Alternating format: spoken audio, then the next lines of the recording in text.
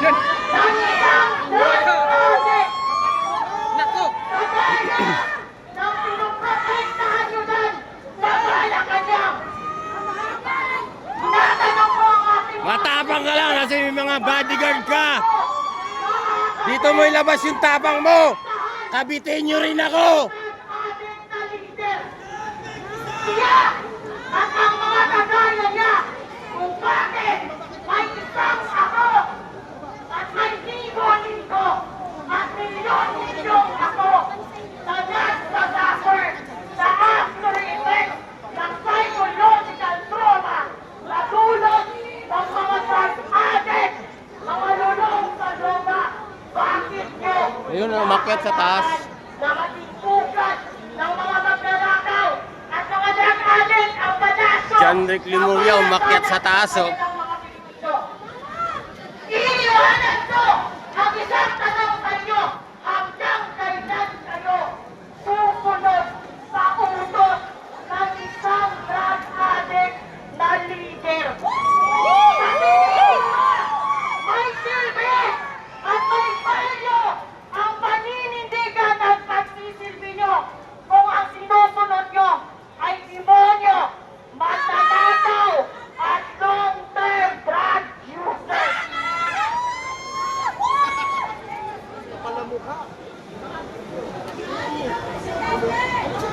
Ayun, oh.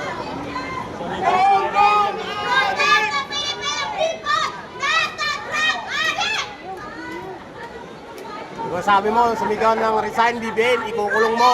Ikulong mo kaming lahat.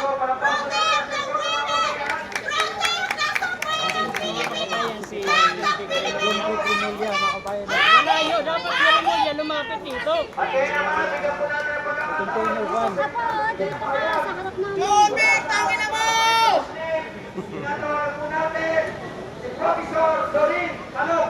Tawag po natin.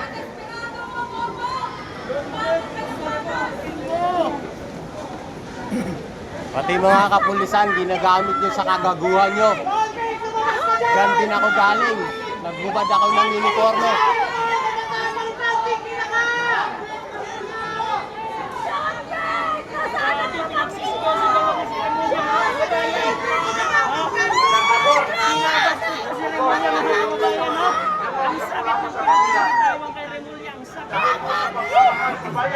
Hindi na makatulog si Remulla. Nandito po kami para isa sa panawagan Si Remulla, mga kababayan. na bumaban ng presidente. Nakakahiya na po. Internationally, nakakahiya na. Ano paninintay natin? Kami sa Mindanao.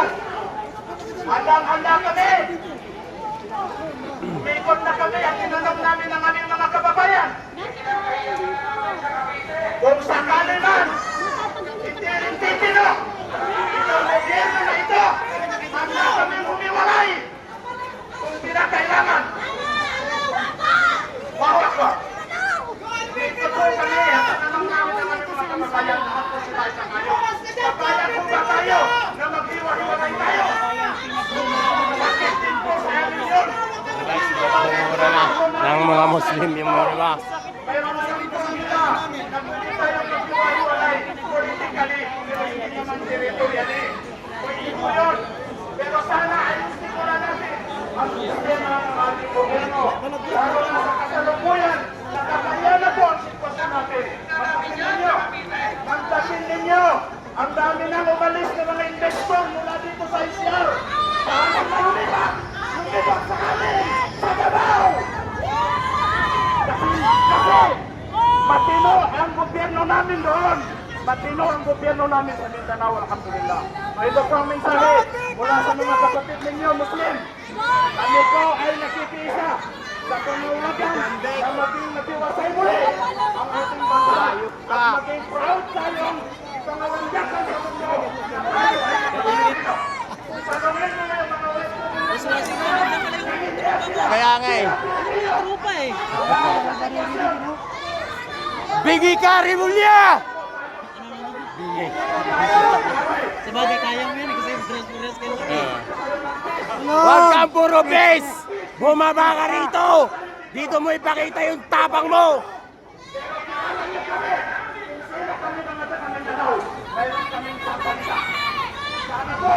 Ayaw, kami dalawa. Na magkakaisa tayo muli. At kakapalan tayo muli. Mamulat yung mga leader natin. Mamulat sila. At sana po ay pupunta tayo sa isang direksyon na kung saan nagkakaisa po tayo. Tingnan ninyo yung ginawa dito sa atin ngayon. This is a classic example of oppression. Why? Wala ho kaming dalang armas. Kundi mga placards lang. Bakit ganito ang barikada? Parang kinulong nyo na rin ang Pangulo doon sa Malacanang.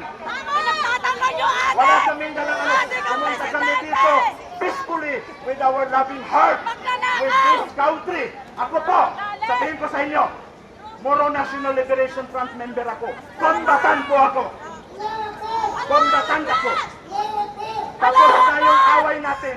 Tapos na yung gera. Ang hangad namin ay kapayapaan. Subalit, paano natin maabot ang kapayapaan kung wala tayong magandang direksyon? Paano tayo magkakaroon ng magandang direksyon kung ang presidente natin may problema? Mga kapatid, sumisigaw man ako, hindi po ako galit. Nilalabas ko lang ang aking salubin. Sayang naman yung binili ko ng ticket. Ang layo ng basilan, pumunta ako dito para lamang makilahok sa rally na ito. Alam ko, mayroong gantimpala mula sa Diyos na ibibigay sa atin sa kabilang buhay. Mga kapatid, huwag natin sayangin ang oras natin. Nakakahiya na po ang bansang Pilipinas sa international community. Yes! Huwag na tayo magkulang-kulangan. Magtulungan po tayo. Ulit, kami po ay nagpapasalamat sa kawanihan ng pulisya sa pamumuno ng Sekretaryo KLG, Sir John Vic Rimulya.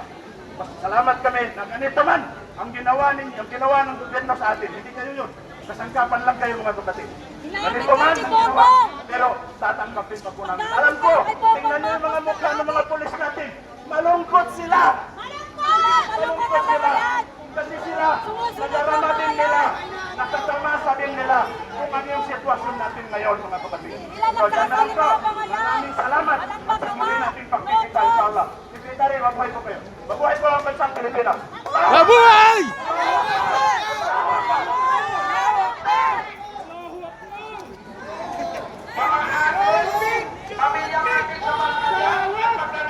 Salamat po.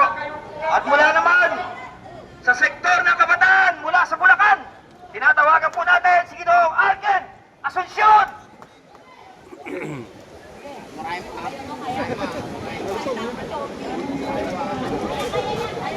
Murahin mo, murahin mo.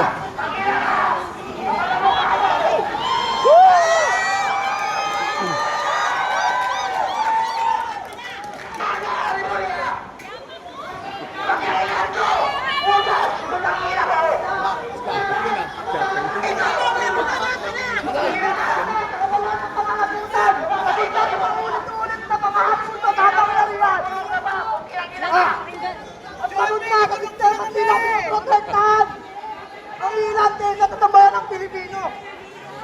Sa araw na ito, hindi lang ako narito bilang isang individual. Narito ako bilang tinig ng maraming Bulakenyo. Na nag-aangat ng tunay na pagbabago. Isang bansang nag-ayusan, katarungan at katapatan sa pamamahala. Matagal na natin nataksiyan na paulit-ulit na panloloko. Ang pagbaluktot sa katotohanan at ang pagmamalit sa kapangyarihan ng taong bayan. At ngayon, narito tayo, sabay-sabay natin tayo, tama na. Dapat na! Hindi na natin kayang manahimik habang ang pinabukatan natin kabataan na ninanakaw ng korupsyon. Kapabayaan at maling pamamalakad. Hindi kayang kayo ng galit at pagkadikpaya habang patuloy na pinapahina ang malindanikon ang lahat.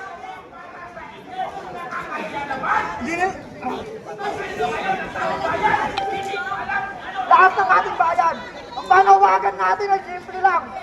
Ang pamahalaan ay dapat maging tapat, responsable at handang managot. Kung may mga leader na hindi na kayang gampanan ng tungkulin ng taong bayan ay maalala na ang kapangyarihan ay hindi kanila at atin iyon. Sa ating pagkakaisa, pinapakita natin ang Pilipinas ay hindi mag-aari ng sinuman. Ito ay para sa bawat Pilipino na nangarap, nagsikap, nagmahal sa bayan at patuloy na lumalaban para sa maayos na buhay. Kaya Dapat ang sinisigawa panawagan para sa katotohanan ng karaniwan at pananagutan. Dapat natin itindig ang Pilipinas. Hindi sa Pilitan. Hindi nabibigyan tayo ang pagbibayan ng ating bayan. Puro turo ah. Nagtuturo tayo ni John Vic ah.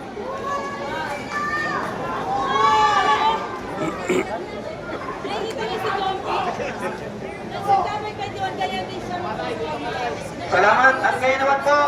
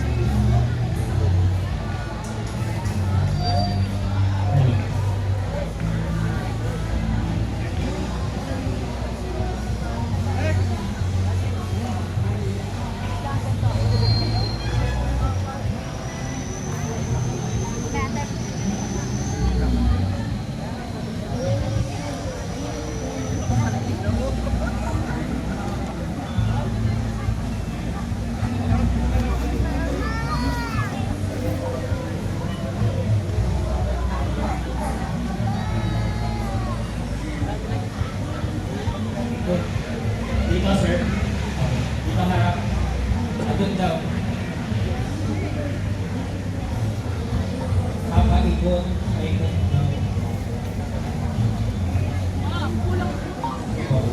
Magandang araw sa Pilipinas, sa mga kaibigan natin na sawang-sawa na sa mamumuno ng gobyernong magnanakaw.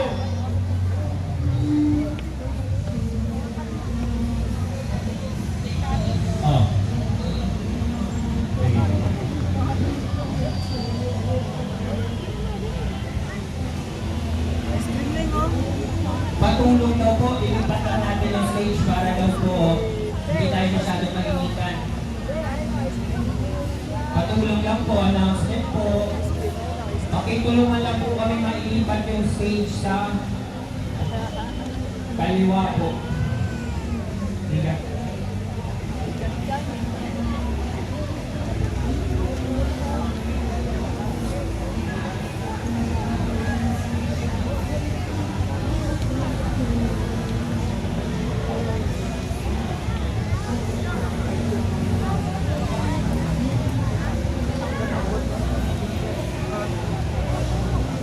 Mga kasama, dito na po tayo sa gitna.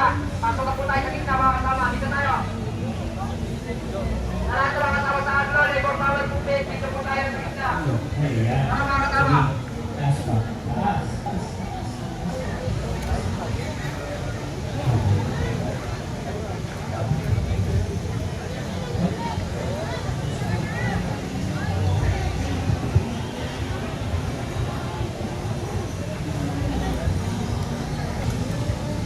Mga kasama, dito na po tayo sa gitna. Mga kasama po natin, dito po tayo sa may kaliwa. Yan po. Dito po.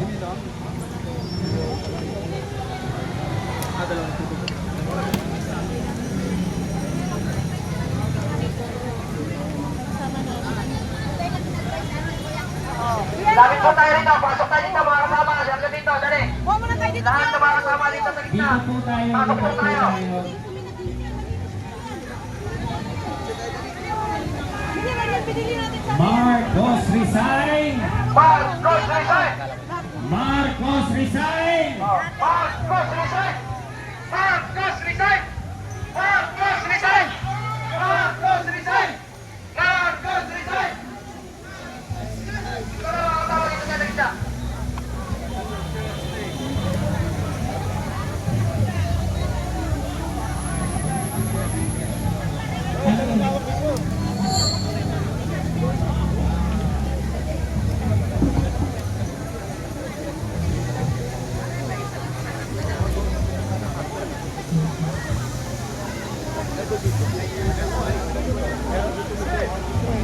Ayan.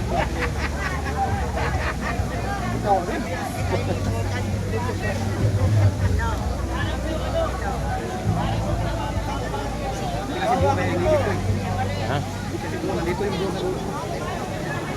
libro, pang reserva lang yan.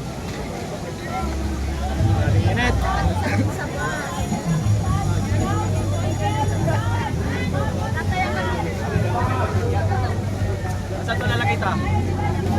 Hindi kasi kasi nagdala ng kaya nga sa gilid.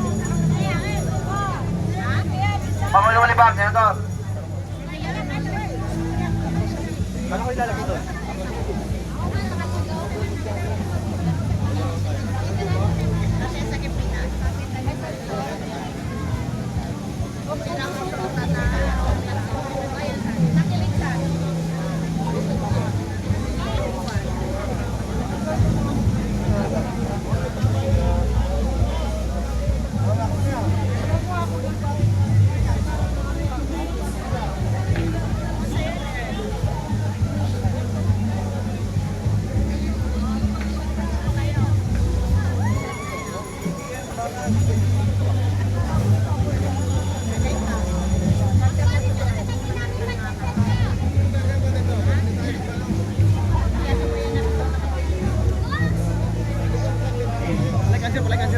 Magandang araw, Bansang Pilipinas, Luzon, Visayas, at Mindanao!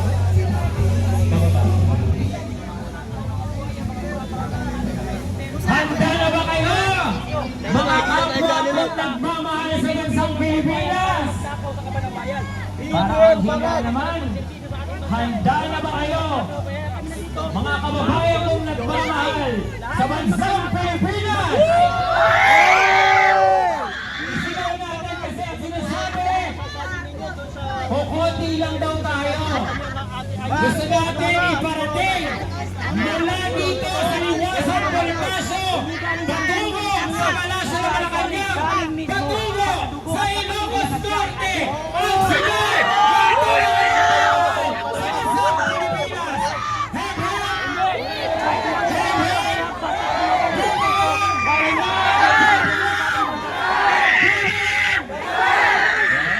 Para simulan na po natin ang ating programa. Siguro mag-lipon-lipon muna tayo dito sa gitna.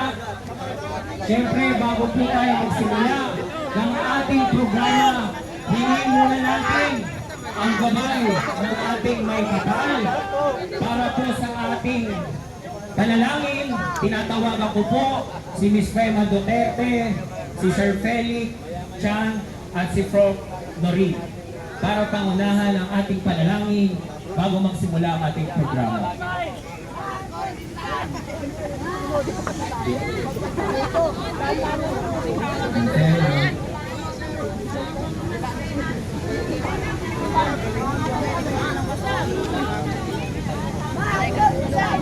Sir Felix, Prof. Nori, tayo muna po ay manalangin sa ating may kapal bago simulan natin ang ating programa ngayong hapon.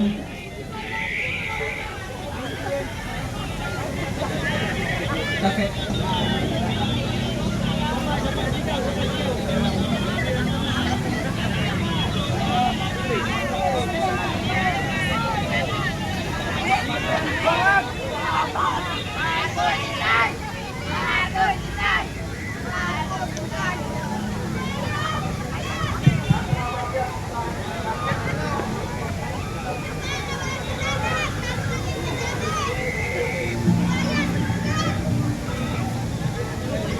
Lahat ng mga nakabig, dito muna sa akin.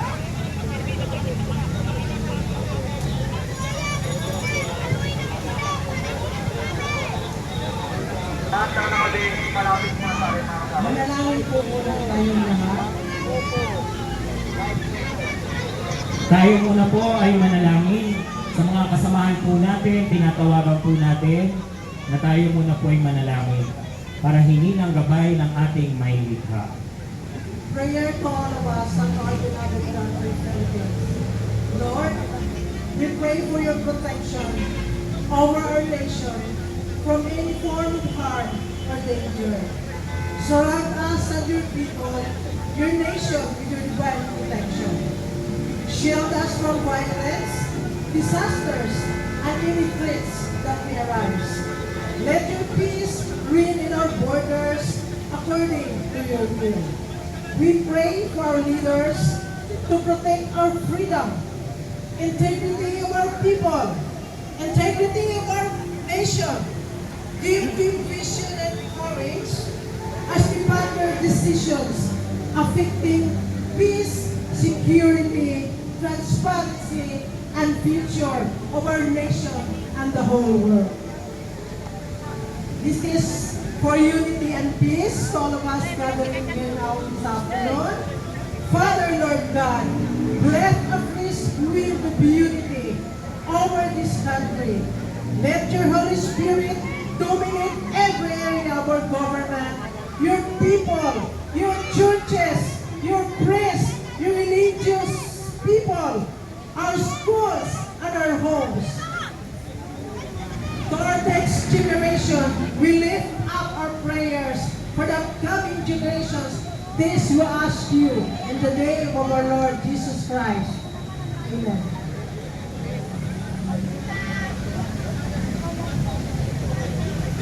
Si Sir Felix, nandiyan po ba si Sir?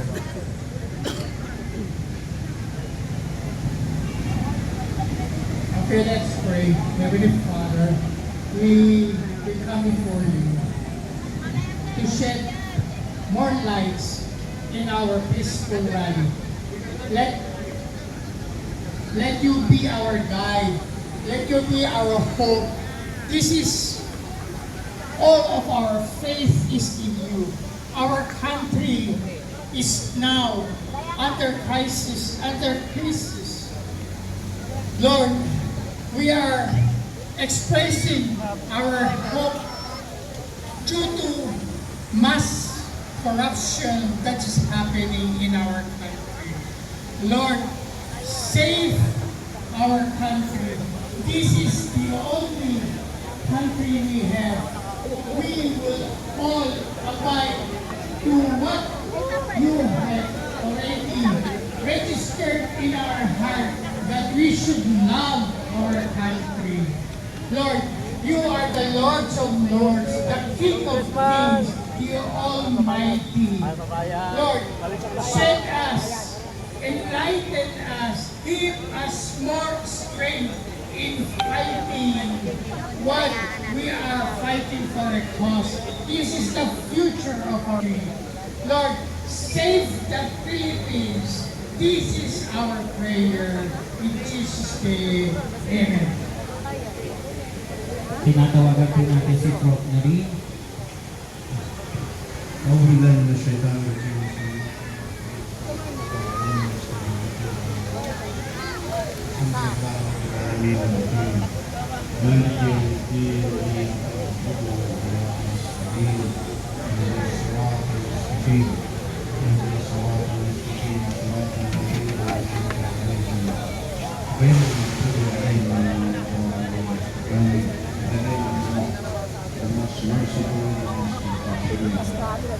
Praises is all the the Creator of all the most merciful, the most compassionate, Master of the day of judgment, guide us to the right path. Today alone is such a reality, today alone we worship, guide us to the right path, the right path of those whom you have restored, your mercy, not the path of those we went astray. Ingat, asan na si nakatulog ba? Nakatulog?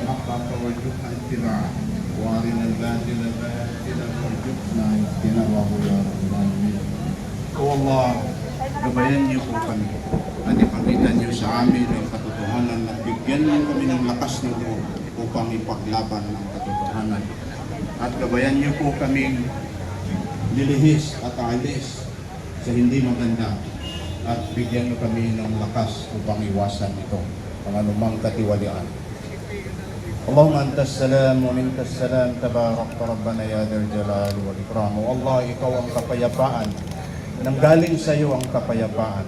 Bigyan mo kami ng kapayapaan sa aming mga puso at sa aming mga isipan. O Allah, ipinagkaloob na ninyo sa amin minsan ang magandang paggogobyerno, ang magandang pamamahala. O Allah, hinihingi po namin, ipagkaloob niyo muli sa amin yun. O Allah, ya Rabbal Alamin. O Allah, alisin niyo po sa sa amin kung ano man ang hindi magandang nangyayari sa aming mahal na bayan, sapagkat ito po ay nakakapinsala hindi lamang sa henerasyon namin ngayon, kundi makakapinsala sa mga susunod na henerasyon. O Allah, hinihiling po namin, alam nyo ito, alam nyo ang nangyari na, alam nyo ang nangyayari ngayon, at alam nyo po ang mangyayari sa susunod pa, ya Rabbal Alamin.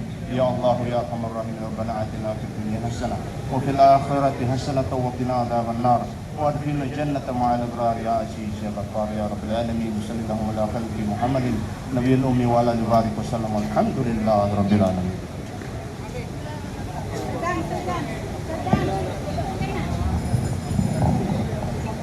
National Anthem. Mga kababayan, ang pambansang awit ng Pilipinas. Bayang magiliw, sa sibahanan, alam ng puso, sa titik mo'y bumay. Upang dinilang, tuyat na ng magiting, sa mandudupin, di ka masisigil, sa nanatang tutok sa sibayan, sa langit ang bagaw, ay hinatang tulad, awit sa pagkaya minamahal, ang isang katawat mo'y nanumpay na nakikinig, ang ituwid na karap niya, kailan ang may matiginig, lupa ng araw ng walang pasinta, tuwa'y langit sa piling ko.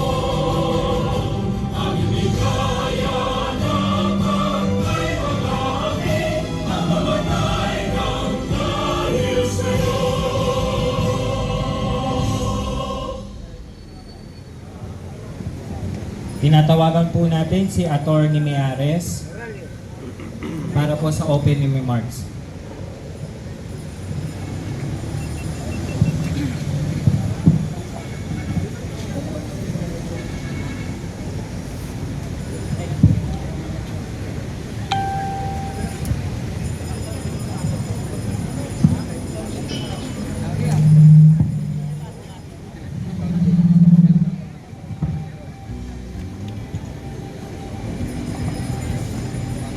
Isang mainit at mapagpalayang hapon sa mga kasama natin na nandito ngayon.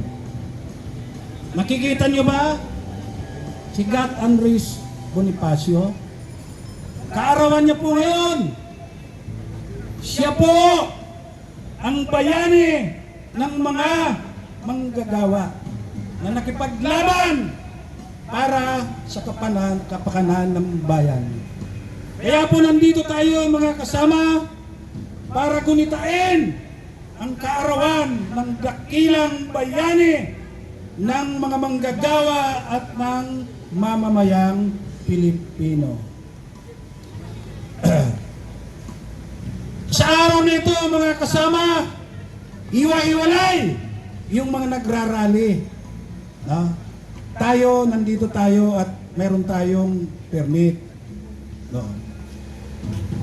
Kaya lang, sa daming nagrarally, iba-iba yung tema ng kanyang dinadala. Kaya pa tayo, kami sa Power Movement sa Aglo at ibang mga kasamahan pa, nagpapasalamat sa inyo, lalong-lalo na yung mga kasamahan natin na nanggaling pa sa Mindanao, yung mga kasamahan nating nandito sa kasalukuyan.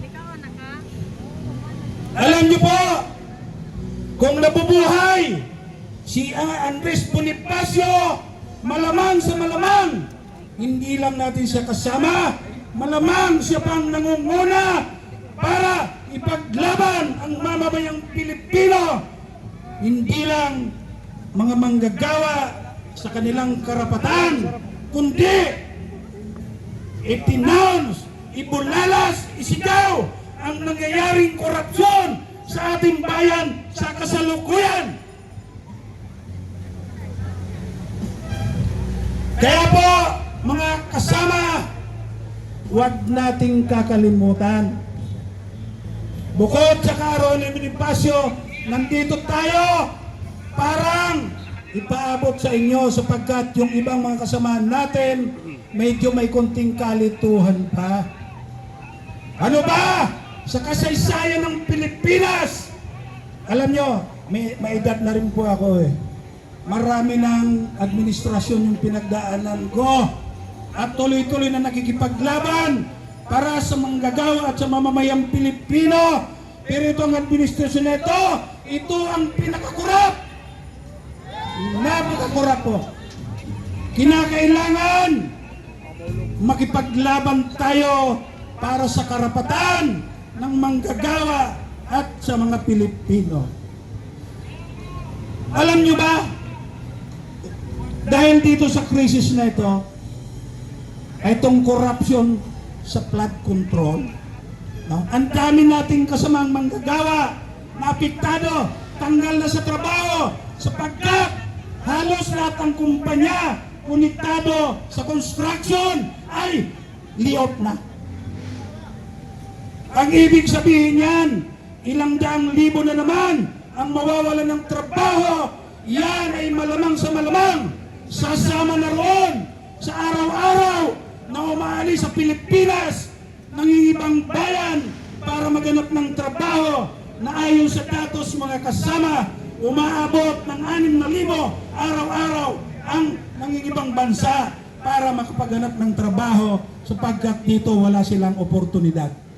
Sa makatwid, malaki pa ang sakripisyong haharapin natin. Itong krisis nito sa flood control, kung matatandaan nyo, si BBM mismo may sabi. Anong sabi ni BBM? Nung alam niya na matutuklasan na ng mamamayang Pilipino ang napakalaking korupsyon, sinabi niya doon sa Suna, diba? Una, nagyabang. Mga kababayan, sa administrahan ko, na 2-3 taon pa lang, almost 5,000 flood control na ang natapos. Alam niyo yung sinungaling, diba? Ang kalaban niyan, kalikasan. 2 araw after na nagsalita si Marcos na napakaganda ng flood control, project niya ay binaha hindi lang Metro Manila kundi halos buong Pilipinas. So sa susunod na suna niya, anong sinabi niya? Mahiya naman kayo sa korupsyon. Pero ang problema, hindi naman niya sinasabi kung sino yung dapat mahiya. Ayon sa ngayon, yung mga nangyayari ngayon, batay sa aking pag-aaral, sa analysis ko, malamang sa malamang ang sinasabi ng Pangulo sa panahon na sinabi niyang mahiya naman kayo. Baka yung mga kasamahan niya na pinudol siya, malamang kulang ang dinala sa kanya ng mga kasamahan niya, kaya sila ang dapat mahiya. Kulang. Yan, kulang. Kaya hindi na ako magtatagal sapagkat may magsasalita pa. Mainit kanina, mamaya lalakad pa tayo at magkakaroon tayo ng organized dispersal. Alam naman natin na yung mga nandito ngayon ay organisado po yan. No? Oh. Bantayan natin ang ranggo natin. Oh. Bago ako magtapos, nagpapasalamat ako, lalong-lalo na yung mga galing sa probinsya. Yung mga galing sa Bataan, galing Batangas, Cavite, at mga karatig, lalawigan ng NCR. At lalong-lalo na yung mga galing sa Mindanao. Kaya mga kasama, itong korupsyon na ito, hindi natin tatantanan. May kasabihan, marahil hindi tayo gaanong kalakihan ngayon. Diba? May kasabihan mga kasama na sa 1,000 milyang pakikipaglaban nag-uumpisa sa unang hakbang. Ito marahil unang hakbang pa lang natin. Kaya humanda kayo sapagkat tuloy-tuloy po tayo hanggat hindi natutukoy kung sino ang mastermind na malamang alam nyo na rin po yan kung sino ang mastermind at kinakailangan maisauli yung pera na ninakaw nila at dapat makulong, hindi yung mga nadamay lang kundi yung mga prinsipal at mga mastermind nitong korupsyon na ito, sapagkat huwag kayong maniwala na hindi alam na Malacanang. Alam naman natin yung korupsyon dati sinasabi, korupsyon sa customs, korupsyon sa BIR, hindi pa pumapasa ang kaban ng bayan. Itong korupsyon ngayon, tira na natin, nasa loob na ng gobyerno na dapat gamitin para sa kapakanan ng mamamayan. Tapos nanakawin lang nila. So kinakailangan mga kasama, bantayan natin tuloy-tuloy. Kayo mga nandito, panimula pa lang ito, hanggat hindi ipapakulong yung mga responsable kasamang mastermind at hindi natin nababawi yung pera ng mamamayan na sa atin ni po yan, hindi tayo titigil. Kaya mga kasama, maraming salamat at siguro pagkatapos ang susunod na speaker, so dalawa pa, lalakad po tayo. Lalakad tayo. Huwag kayong ahalis sa hanay, bantay natin yung hanay natin sapagkat magkakilala naman tayo. Sapagkat kanina kung maririnig nyo, yung nasa Lunita, anong sinasabi ng mga nagrarally ron? Ang nanggugulo yung mga pulis. Sabi nila, no, tayo ay matahimik. So lalakad tayo maya-maya at i-organize natin yung hanay natin. Maraming salamat! Mabuhay ang mga manggagawa! Mabuhay ang sambayanang Pilipino! Buhay!